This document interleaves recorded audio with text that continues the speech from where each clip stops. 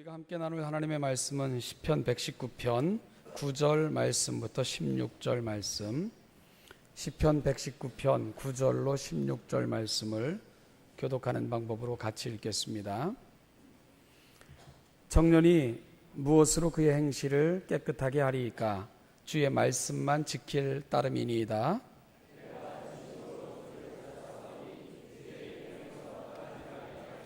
내가 주께 범죄하지 아니하려 하여 주의 말씀을 내 마음에 두었나이다.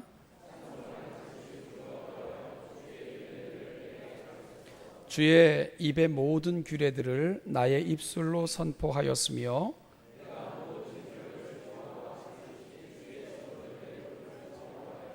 내가 주의 법도들을 작은 소리로 읊조리며 주의 길들에 주의하며 즐거워하며 주의 말씀을 잊지 아니하리이다. 아멘. 시인은 복 있는 자가 누구인가를 선언하는 것으로 그의 시를 시작을 합니다. 어떤 사람이 복이 있습니까? 행위가 온전하여 여호와의 율법을 따라 행하는 자들이 복이 있고, 여호와의 증거들을 지키고 전심으로 여호와를 구하는 자들이 복이 있다고 시인은 선언합니다. 이런 고백을 안고 살아가는 사람들을 보니까 참으로 그들은 하나님의 말씀을 가슴에 담고 불법을 행하지 아니하고 주의 도를 행하며 살아가고 있는 모습을 시인은 확인할 수 있었습니다. 그러니 하나님께서 복을 주시지 않겠느냐 이렇게 되묻고 있는 것이지요. 그러니까 시인의 고백은 단순한 교리적 진술이 아닙니다. 신념의 단순한 표출이 아닙니다. 삶을 통해 확인받고 사람들을 통해 검증받은 사실을 붙들고는 하나님의 그 의와 복을 함께 선포하고 있는 것이 오늘 시편 119편인 것을 알게 되는 것이지요. 여러분, 그러니 시인의 고백은 어디를 향하여 가겠습니까? 스스로를 향한 결심으로 그렇게 나아가고 있는 것을 살피게 됩니다. 시인이 어떤 결심을 하죠? 주의 계명을 잘 지키겠다고 결심을 합니다. 주의 계명에 주의하겠다고 결심합니다. 주의 의로운 판단을 배울 것이고, 그리고 주의 율례를 지키겠다는 강력한 결심과 소원을 하나님 앞에 아뢰고 있는 것을 확인하게 됩니다. 즉, 하나님의 말씀을 배우고 내 안에 담고 그 말씀을 따라 행하겠다고 하는 결심을 시인은 그 선언과 더불어 그가 살피고 또한 확증한 바를 조차 자기의 인생이 그런 복된 삶이 되기를 강력히 소망하며 하나님 앞에 소원과 기도와 다짐을 올려드리고 있는 것입니다. 그리고 이 말씀 안에서 부끄럽지 않는 삶, 정직한 삶, 그리고 하나님의 의로우신 판단으로 볼 때도 감사할 수 있는 그런 삶을 결심하고 있는 시인을 오늘 본문을 통해서 우리는 만나게 되는 것입니다. 여러분, 시인이 왜 이런 결심을 한다고요? 그것이 하나님 앞에서 정말 복받는 인생의 길인 것을 그는 확신하고 있기 때문입니다. 복받는 인생을 살게 되는 비결, 그건 하나님의 말씀을 간직하고 그 말씀을 준행하며 하나님을 사모하고 하나님과 동행하는 것, 그것이 바로 하나님의 시선을 붙드는 방법이고 하나님의 얼굴빛을 내 삶에 비치게 하는 방법이고, 그것이 바로 항구적 복에 거하는 방법인 것을 시인은 알았기에 이 강력한 외침과 강력한 결심을 고백하며 드러내며 또한 하나님께 요청하고 있는 것, 그것이 바로 시편 119편입니다. 그런데 여러분, 문제가 없는 것은 아닙니다. 시인이라고 해서요 이런 결심 한두 번 해본 것이 아니기 때문에 그런 것입니다. 그럼에도 불구하고 결심하고 또 다짐했지만 돌아보면 참 많이 실패했던 것이 자기의 인생인 것을 시인은 알게 되는 것이지요. 여러분, 우리가 살면서 이런 말 참 많이 듣잖아요. 어떤 결심하면 용기를 주고 힘을 주고 소망을 주기보다는 야야야, 그건 나도 다 해봤어, 누구라고 안 그러고 싶겠어? 그런데 안 되는 걸 어떡하라고, 이런 말들을 우리도 너무너무 많이 듣죠.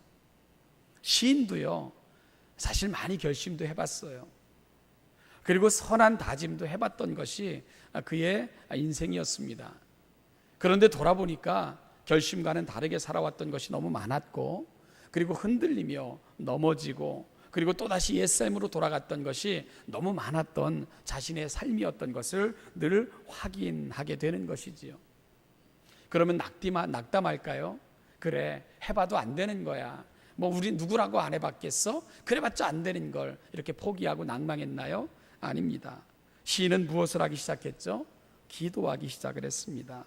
하나님, 내 길을 굳게 정하사 주의 율례를 지키게 하옵소서. 내가 주의 율례를 지키오리니 하나님 나를 도와주시고 나를 버리지 마옵소서. 시인은 더 강력하게, 더 간절한 열망을 안고 하나님 앞에 나아가 기도하고 있는 것을 보게 되는 것입니다. 실패할수록, 자신의 약함을 볼수록, 자신의 부끄러운 삶을 돌아볼수록 시인의 기도는 더 간절해지고 있고요, 하나님을 향해 더 간절한 열망을 안고 하나님의 보좌 앞으로 나아가는 것을 우리가 보게 되는 것입니다. 여러분, 시인은 자신의 나약함을 볼수록, 어렵고 답답한 자신의 삶에 지나왔던 과거를 볼수록 왜 더 간절히 하나님 앞에 기도하는 모습으로 하나님 앞에 보여드리고 있는 걸까요? 고백이 있어요. 바로 8절 말씀인데, 시인은 하나님의 말씀을 떠나 사는 것, 그건 죽은 거라고 고백하고 있기 때문에 그런 것입니다. 하나님의 말씀을 떠난 삶은 살아있는 것 같지만 이미 생명으로부터 떠나 있다는 것, 그것이 바로 시인이 고백하고 보여주고 있는 그의 모습인 것을 우리가 알 수 있기 때문에 그런 거예요. 하나님의 말씀을 떠난 것, 여러분, 그것은 살아있는 것이 아닙니다. 이미 그는 죽은 것이라는 것, 그것이 바로 시인이 하나님 앞에 드리고 있는 고백인 것입니다. 어찌 보면요, 이 고백이 참 부럽다는 그런 생각을 하게 됩니다. 여러분, 우리가 살아있는 이유가 뭘까요? 우리가 살아있다는 것을 우리가 어디서 확인을 받아야 될까요? 도대체 무엇이 우리가 살아있다는 그런 증거가 될까요? 아직 육신의 생명이 붙어있는 것, 호흡을 하고 사는 것, 이게 내가 살아있다는 증거가 될까요? 성경은 그렇게 말하고 있지 않습니다. 하나님께서 우리를 지으실 때 그분의 형상대로 친히 흙으로 인간의 형상을 만드시고는요, 그 코에 생기를 불어 넣으셨습니다. 그리고는 우리를 살리시고는 살아있는 영, 생명이라 그렇게 우리를 칭해 주셨습니다. 따라서 인간이 살아있다 할 수 있는 것, 그것은 그분의 거룩한 입김을 느끼고 살 때만 우리가 살아있는 것입니다. 하나님의 그 감동하심을 날마다 경험하고 살 때 우리는 살아있다는 고백에 이를 수 있는 것입니다. 그러나 하나님의 숨결을, 또한 함께 하심을, 그 거룩한 감동을 느끼지 못하고 살면 우리는 여러분 더 이상 살아있는 것이 아닙니다. 살아있다는 것, 그것은 하나님과 연결되어 있는 것이고 그분의 호흡을 함께 공유하는 것이고 그분이 호흡을 주셔서 그분의 뜻대로 살아갈 때만 우리는 살아있는 생명이라는 것, 그것이 바로 성경적인 가르침이기 때문에 그렇습니다. 여러분, 하나님의 숨결을 더 이상 느끼지 못하고 사는 것, 하나님이 나와 함께 하시는 것을 더 이상 느끼지 못하고 사는 것, 하나님으로 말미암아 내 안에 일어나는 거룩한 열정과 감동이 사라지면 우리는 더 이상 살아있는 것이 아닙니다. 시인은 바로 그 사실을 고백하고 있는 것입니다. 그래서 고백하는 거예요. 하나님, 나를 살게 하여 주시기를 원합니다. 하나님의 말씀을 붙들고 그 말씀을 지킴으로 내가 살 수 있도록 도와주십시오. 하나님, 나를 버리지 마옵소서. 여러분, 그래요. 우리가 70년, 80년, 90년 육신의 생명을 안고 살 수는 있습니다. 그러나 하나님으로부터 떠나면 더 이상 하나님의 감동하심과 그 거룩하심과 우리 마음속에 찾아오셔서 우리를 붙드시는 그 하나님의 거룩한 임재를 경험하지 못하면 우리는 더 이상 살아있는 것이 아닙니다. 그게 시인이 가장 안타까웠던 거예요. 그래서 간절히 구하는 것입니다. 하나님, 나를 버리지 마옵소서. 내게 말씀을 깨닫게 하여 주시고 말씀에서 떠나지 않을 수 있는 용기를 주시고 내가 말씀을 붙들고 살아가는 그런 인생이 되게 하여 주십시오. 간절히 구하는 것입니다. 왜요? 그렇지 않으면 죽은 것이거든요. 살아있지만 더 이상 살아있는 것이 아니기 때문에 시인의 갈급함, 간절함, 그 갈급함은 바로 여기서부터 출발하고 있는 것을 우리가 알게 되는 것입니다. 그래서 그는 기도하는 거예요. 내가 주의 율례들을 지키겠사오니 나를 아주 버리지 마옵소서. 이 기도가 그토록 간절할 수밖에 없는 이유입니다. 여러분, 이 시인의 간절함, 이 갈급함, 무엇보다도 이 인식이 오늘 이 아침 여기 앉아 있는 저와 여러분들의 고백이 되고 인식이 되고 갈급함과 간절함이 될 수 있는 이 귀한 아침 될 수 있기를 간절히 소원합니다. 이어서 시인은 오늘 우리가 읽은 본문에서 시선을 청년들에게 돌리고 있는 것을 보게 됩니다. 그리고는 이렇게 질문합니다. 청년이 무엇으로 그의 행실을 깨끗하게 하오리까? 물론 우리 성경에는 청년으로 되어 있지만 젊은이들로 번역하는 것이 조금 더 합당한 번역일 것입니다. 그리고 많은 신학자들은 이 부분을 해석하면서 여기서 말하는 이 젊은이라는 고백은 단순히 육체적 연령이 어린 사람들을 말하는 것이 아니라 하나님의 말씀에 소망을 걸고 여전히 하나님이 나의 위로시며 하나님 안에서 소망이 있는 자들, 그들은 여전히 젊은이들이다, 이런 고백을 우리에게 들려주고 있습니다. 따라서 나는 비록 육체적으로는 나이가 들었지만 여전히 하나님을 갈망합니다. 여전히 하나님의 뜻대로 살고자 하는 열망이 있습니다. 하나님의 말씀을 통해 내 거룩함을 향한 그 갈급함이 내 안에 있습니다. 이렇게 고백하는 사람들은 여전히 젊은이들인 것입니다. 그러나 우리가 아무리 육체적으로 어리다 할지라도 이 갈망이 사라지면 여러분, 그건 죽은 것입니다. 그건 더 이상 젊은 것이 아닙니다. 그건 더 이상 우리의 젊음을 자랑할 하등의 이유가 없다는 것을 우리가 알 수 있어야 됩니다.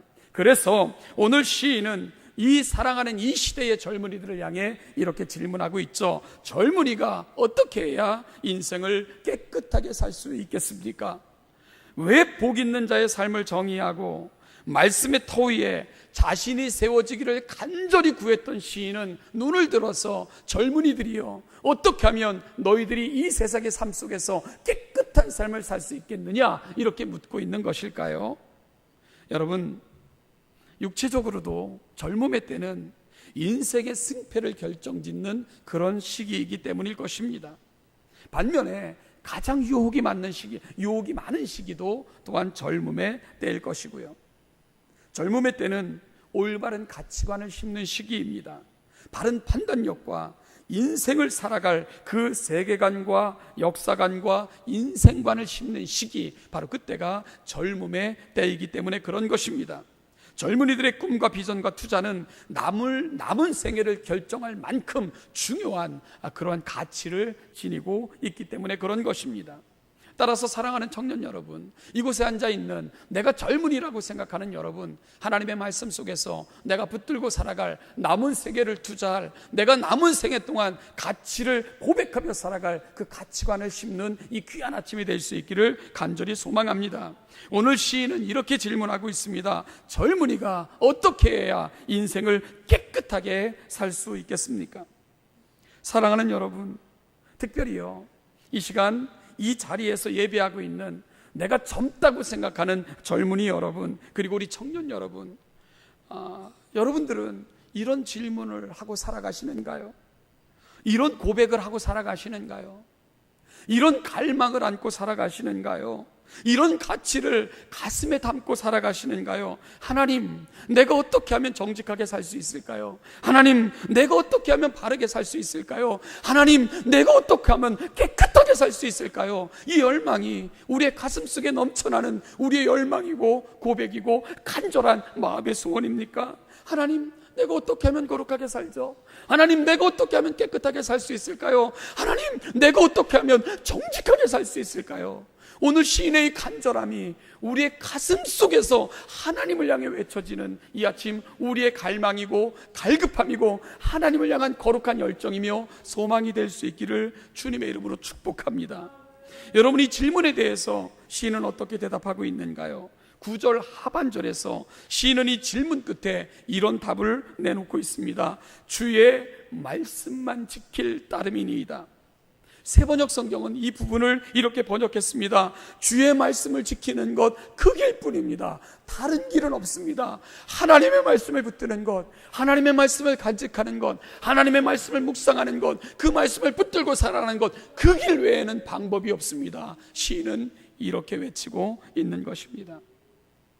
다른 길은 없다는 거예요. 청년이 어떻게 이 시대 속에서 깨끗한 삶을 살 수 있는가에 대해 시인은 스스로 대답하기를 오직 한 길밖에 없습니다. 하나님의 말씀을 지키는 것, 그 말씀을 묵상하는 것, 그 말씀을 붙드는 것, 사모하는 것, 그것 외에는 길이 없습니다. 이런 답을 내놓고 있는 것입니다. 여러분, 왜 그럴까요? 시인은 왜 이런 답을 제시하고 있을까요? 하나님의 말씀은 진리이기 때문입니다. 하나님의 말씀은 진리이기 때문입니다.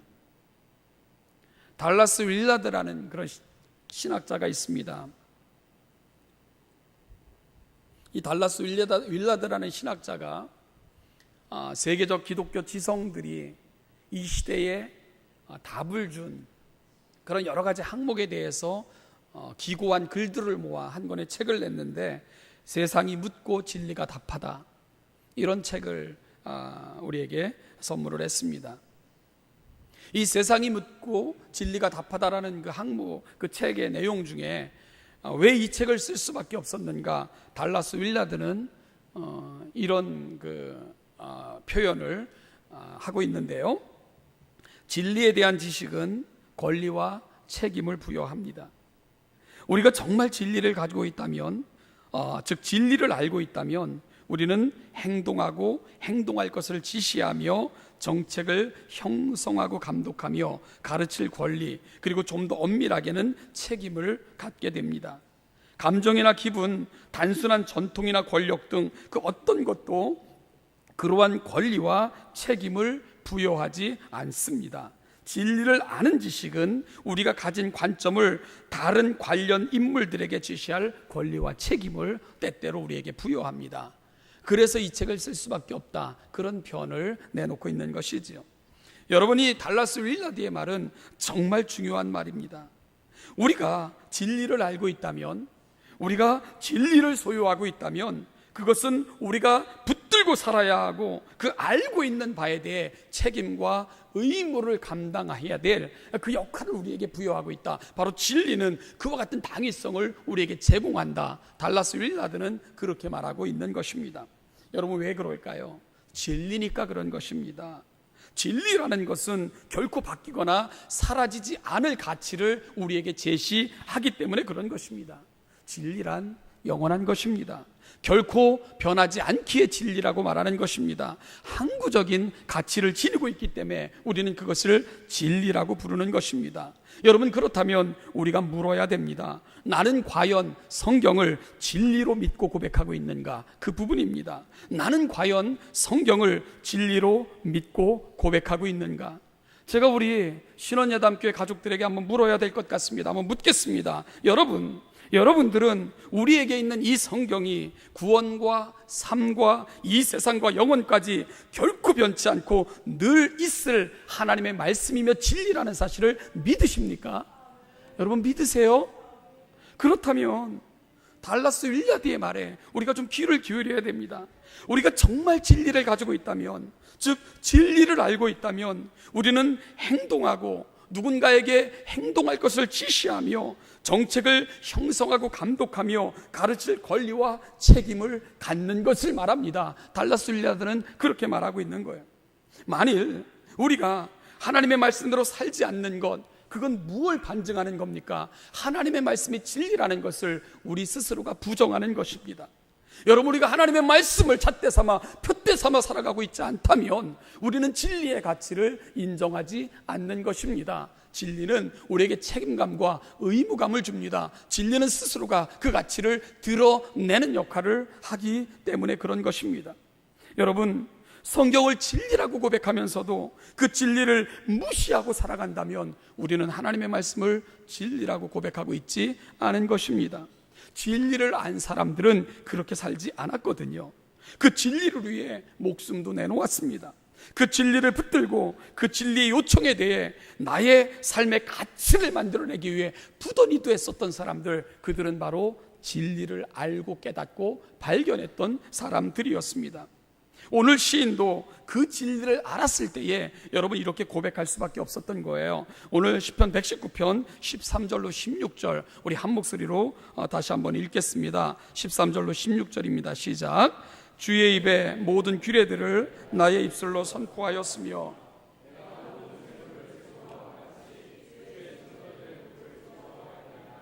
내가 주의 법도들을 작은 소리로 읊조리며 주의 길들에 주의하며 주의 율례들을 즐거워하며 주의 말씀을 잊지 아니하리이다. 아멘. 여러분, 시인의 고백을 보면 그는 이 진리를 부끄러워하지 않겠다고 고백하고 있습니다. 왜냐하면 진리는 부끄러운 것이 아니기 때문에 그런 것입니다. 그래서 내 입술로 선포하겠다고 고백을 합니다. 주의 교훈을 따르는 기쁨은 큰 재산을 가질 때보다도 더 크다고 시인은 그렇게 고백하고 있습니다. 진리 때문에 하나님의 나라를 위해, 그래서 그런 사람들은 기꺼이 재산을 내놓기도 합니다. 하나님의 선한 사업을 위해 물질로 기꺼이 헌신하기도 합니다. 왜 그렇습니까? 많은 재물보다 진리가 더 귀합니다. 내게 더 큰 만족과 감격은 물질 때문이 아니라 진리 때문에 옵니다. 시인은 그런 고백을 하고 있기에 그럴 수 있는 것입니다. 또한 시인은 그것을 작은 소리로 읊조리며 주의 율례들을 즐거워했다고 고백을 합니다. 여러분, 진리들을 발견했기 때문에 그런 거예요. 진리의 가치와 소중함을 알았을 때 시인은 이런 삶을 다짐하고 결정할 수 있었던 것입니다. 예수님께서도 일찍이 이렇게 진리를 알고 그 진리 가운데 거하는 자의 기쁨을 우리에게 표현해 주셨던 적이 있습니다. 우리 한번 찾아볼까요? 마태복음 13장 44절로 46절. 제가 방송실에 이 본문을 주려고 하다가 우리가 이렇게 그 화면에다 다 띄워드리니까 일주일 동안 성경을 한 번도 안 피는 이런 일도 생길 수 있겠다, 이런 생각이 들어가지고 안 하기로 했습니다. 그래서 앞으로 성경은 다 찾을 것입니다. 마태복음 13장 44절로 46절 우리 한번 처음부터 44절 46절 같이 읽죠. 시작. 천국은 마치 밭에 감추인 보화와 같으니 사람이 이를 발견한 후 숨겨두고 기뻐하며 돌아가서 자기의 소유를 다 팔아 그 밭을 사느니라. 또 천국은 마치 좋은 진주를 구하는 장사와 같으니 극히 값진 진주를 하나를 발견하며 가서 자기 소유를 다 팔아 그 진주를 사느니라. 아멘. 여러분 어떻다고요? 보화를 발견하고 나니까 기뻐하며 돌아가서 자기의 소유를 다 팔아 이 보화를 샀다고 말씀하셨습니다. 또 천국은 마치 좋은 진주를 구하는 장사와 같다고 말씀하시면서 극히 값진 진주를 구하면 자신의 모든 것을 투자하여 그 진주를 사는 것, 그것이 바로 값진 진주를 발견한 사람의 모습이라고 예수님은 설명합니다. 여러분, 우리는 이런 진리를 발견한 자들입니까? 하나님의 말씀을 이러한 진리라고 고백을 하고 있습니까? 하나님의 말씀이 그만한 효력과 가치가 있다고 우리는 고백하고 있습니까? 그렇다면 그 가치에 우리의 삶을 걸어야지요. 여러분, 그 진리를 사기 위해 우리의 삶을 투자해야지요. 그리고 그 극히 값진 그 진주를 발견하면 그걸 품고 자랑해야지요. 그것이 바로 진리를 발견한 사람들의 당연한 모습이라는 것입니다. 구약에 보면 에서와 야곱의 이야기가 나옵니다. 쌍둥이죠. 에서는 뭘 좋아했습니까? 사냥을 좋아했죠. 야곱은 뭘 좋아했습니까? 집에 거하기를 좋아하며 엄마 돕기 좋아했고, 그리고 또한 요리하기 좋아했습니다. 그러니까 딸 같은 아들 노릇을 야곱이 했던 거죠. 하루는 야곱이 집에서 팥죽을 쓰고 있었습니다. 에서가 사냥 후에 허기진 배를 안고 돌아왔습니다. 그는 동생이 팥죽 쓰는 것을 보았지요. 그리고 야곱을 향해 에서가 외칩니다. 야곱아, 내가 배고파 죽어봐야 정신 차리지. 그러니 얼른 팥죽을 좀 줘봐. 그러자 야곱이 먼저 제안을 합니다. 형, 내가 팥죽을 줄 테니 형은 나에게 장자의 권리를 주시오. 그럼 내가 팥죽을 기꺼이 주리라. 그렇게 대답을 합니다. 에서가 뭐라고 대답을 하죠? 이봐, 내가 지금 굶어 죽을 지경인데 그깟 장자의 권리가 뭐 그리 중요하다고 줄 테니 냉큼 팥죽을 다오. 야곱은 교활하죠. 말 가지고는 그것 가지고는 안 돼서 그럼 나에게 맹세를 하시오. 맹세를 요청합니다. 그러자 에서가 기꺼이 맹세를 해요. 여러분 어떤 맹세를 합니까? 맹세. 나 에서는 장자의 명분을 야곱에게 넘기노라. 아멘. 이래버린 거예요. 그리고는 팥죽을 주어. 그러니 야곱은요 그 맹세를 듣고 확인한 다음에 팥죽을 준 것이죠. 이렇게 해서 에서는 성경이 증거되어지는 그날까지 팥죽 한 그릇에 장자의 명분을 판 사람, 이렇게 평가될 수밖에 없었던 것입니다. 여러분, 장자의 명분 하나를 팔고 안 팔고 그것보다 더 중요한 게 뭡니까? 하나님의 약속을 그렇게 여겼다는 것입니다. 하나님의 약속과 축복의 가치를 그는 팥죽 한 그릇만도 못하게 그렇게 여겼던 사람이 에서라는 것입니다. 그러니 남은 생애를 그렇게 산 거죠. 그가 붙든 가치대로 사람은 살 수밖에 없는 거예요. 그는 그래서 팥죽만도 못하게 여겼던 하나님의 말씀을 헌시짝처럼 버리는 이런 인생을 살 수밖에 없었던 것입니다. 야곱이요, 에서보다 훌륭한 거 별로 없습니다. 성품도 뛰어나지 않아요. 그렇지만 다른 것 한 가지, 그는 하나님의 약속을 귀히 여겼다는 것입니다. 하나님의 약속, 그것은 세상 어떤 것보다 소중하다고 고백했다는 것입니다. 세상의 모든 것은 변하지만 하나님의 약속은 변하지 않으니까, 하나님의 진리는 결코 사라지지 않으니까 그걸 붙들면 된다. 야곱이 훌륭한 것은 바로 그 부분이었습니다. 사랑하는 신원예담교회 가족 여러분, 특별히 오늘 시인이 지명하여 말씀하고 있는 이 땅의 젊은이들이요, 우리가 하나님의 절대 진리, 항구적인 가치를 지닌 그 하나님의 말씀을 팥죽 한 그릇만도 못하게 그렇게 여기면서 우리가 살아가고 있는 것은 아닌가, 우리가 돌아봐야 됩니다. 살펴야 됩니다. 우리 삶에 얼마나 그 진리가, 하나님의 말씀이 영향력을 미치고 있는가, 우리 묻고 또 묻는 그 아침이 되어야만 됩니다. 우리가 흔히 하는 말 중에 이런 말이 있죠. 돈을 잃으면 얼마를 잃는 겁니까? 조금 잃는 것이요. 명예를 잃으면 반을 잃는 것이요. 건강을 잃으면 전부를 잃는 것이다. 그런 말이 있습니다. 여러분, 여기 한 가지를 더 첨가해야 됩니다.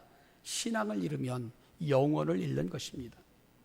신앙을 잃으면 단순히 이 세상의 삶뿐만 아니라 영혼을 잃는 것입니다. 이 세상의 것도 그 어떤 것도 여러분 영혼까지 영향력을 미칠 수 있는 것은 없어요. 돈도 건강도 명예도 영혼까지 영향을 미치지 못합니다. 그러나 신앙을 잃으면 영혼을 잃는 것입니다. 그런데 우리는 이 세상의 것들로 영혼을 준비하고 있는 것이 아니라 영혼을 희생하면서까지 이 세상의 것들을 찾고 움켜쥐고 안절부절하지 못하는 그러한 삶을 살고 있다면 여러분, 우리에게 있어서 진리는 아무것도 아닌 것이지요. 그렇게 살고 있다면 우리는 진리를, 하나님의 거룩한 뜻을 팥죽 한 그릇만도 못하게 취급하고 살아가는 것, 우리는 이 시대의 또 다른 에서로 살아가고 있는 것입니다. 신명기 17장을 보면 하나님께서 주셨던 너무나도 대단한 말씀이 있습니다. 찾아볼까요? 신명기 17장 18절로 20절입니다.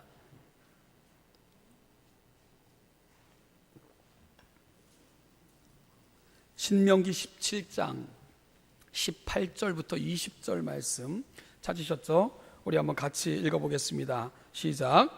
그가 왕위에 오르거든 이 율법서의 등사본을 레위 사람 제사장 앞에서 책에 기록하여 평생에 자기 옆에 두고 읽어 그의 하나님의 여호와의 경외하기를 배우며 이 율법의 모든 말과 이 규례를 지켜 행할 것이라. 그리하면 그의 마음이 그의 형제 위에 교만하지 아니하고 이 명령에서 떠나 좌로나 우로나 치우치지 아니하리니 이스라엘 중에서 그와 그의 자손이 왕위에 있는 날이 장구하리라. 아멘. 이 말씀이 주어질 때 이스라엘에는 왕이 없었습니다. 그런데 장차 왕이 세워질 때가 있을 것을 모세를 통해서 말씀하셨지요.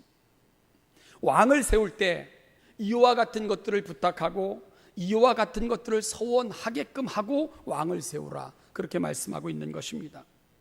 여러분, 왕을 세울 때 가장 중요한 가치가 뭐냐? 이 율법서의 등사본을 만들어 그 곁에 두게 하라, 그런 얘기입니다. 이 율법서를 기록하여 그에게 선물로 주라는 거예요. 그것이 여러분, 왕이 될 사람에게 주는 최고의 선물입니다. 그러면 왕은 그 율법의 등사본을 옆에 놓고 늘 읽어야 됩니다. 묵상해야 됩니다.